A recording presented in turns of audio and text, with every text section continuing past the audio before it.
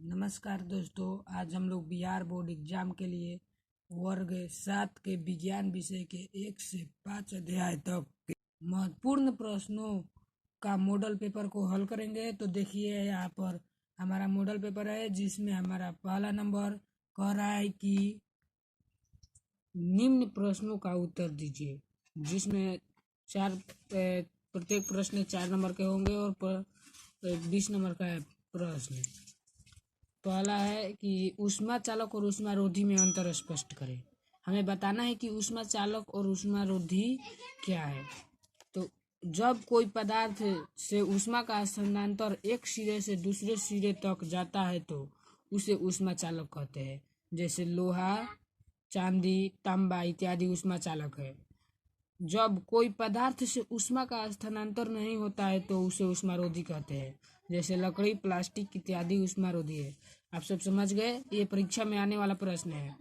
दूसरा प्रश्न है, मनुष्य में पाए जाने वाले दांत और उनके कार्यों को लिखो। आंसर है, मनुष्य में मुख्यतः 4 प्रकार के दांत पाए जाते हैं। पहला कृंतक दांत जो काटने का कार्य करता है। दूसरा रत्नक दांत जो फाड़ने का कार्य करता है। तीसरा अर्धचौवर्णक दांत जो पीसने और चबाने का काम करता है। चौथा चौवर्णक दांत जो पीसने और चबाने का कार्य करता है। तीसरा नंबर पर कि जंग लगने के लिए आवश्यक कारक कौन कौन से है, ये भी परीक्षा में पूछ सकता है। तो जंग लगने के आवश्यक कारक निम्न है। पहला, जंग लगने वाली वस्तुएं चाहिए हमें जंग लगने के लिए। दूसरा, नमी युक्त हवा यानी ऑक्सीजन चाहिए। अब चौथा नंबर प्रश्न है, समझाइए कि भौम जल की पुनः पूर्ति किस प्रकार होती है। भौम जल यानी भूमि के जल का पुनः पूर्ति किस प्रकार होता है। ये तो प्रश्न परीक्षा में VVI क्वेश्चन है, जरूर पूछेगा। आंसर है, जब वर्षा होती है तो वर्षा का पानी पृथ्वी पर गिरती है।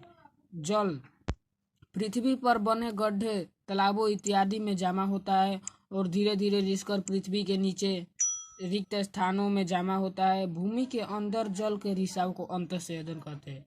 भूमि के अंदर जल के रिसाव क्या कहते हैं? अंतःस्वेदन कहते हैं। अंतःस्वेदन की क्रिया धीरे धीरे होती है। खेतों में रहे पानी का रिसाव भी जमीन के अंदर होता है। इस प्रकार की प्रक्रिया के कारण भौम जल की पुनः पूर्ति होती है। तो ये हो गया। ये तो अब सभी को याद करना होगा, क्योंकि VVI क्वेश्चन है और ये परीक्षा में पूछेगा जरूर। अब चौथा नंबर है, अमीबा में पोषण की प्रक्रिया मानव से भिन्न है, कैसे? कह रहा है, अमीबा में पोषण की प्रक्रिया मानव से भिन्न है, कैसे? तो आंसर है, मानव बहुकोशिकीय जीव है जबकि अमीबा एक कोशिकीय जीव है। मानव में भोजन का पाचन मुख से शुरू होकर छोटी आंत तक जाता है, जबकि अमीबा भोजन पदार्थ की सहायता से ग्रहण होता है और भोजन का पाचन खाद्यान्नी में होता है। अतः हम कह सकते हैं कि अमीबा को पोषण का प्रक्रिया मानव से भिन्न है। यहाँ पर गलती लिखा गया है भोजन, ठीक है। अब प्रश्न खत्म हो गया और दूसरा नंबर प्रश्न है, सही मिलान करें। हमें मिलान यहाँ पर करना है। जो प्रत्येक प्रश्न 2 नंबर का है, 5 प्रश्न है 10 नंबर का। पहला है प्रोटीन, तो प्रोटीन को किस में मिलाएंगे? अमीनो अम्ल में। तो एक नंबर का क्या हो जाएगा? 3। तो 1 का 3। अब दूसरा है, हल्के रंग के कपड़े पहनने का समय। हल्का रंग का कपड़ा हम कब पहनते हैं? तो गर्मियों में। तो यानी इसमें हो जाएगा 4। तीसरा है, समुद्री समीर बहने का समय। तो ये दिन में बहता है, तो इसमें हो जाएगा 2 नंबर। और चौथा है लार, लार को हो जाएगा लार ग्रंथि में, यानी पहला नंबर।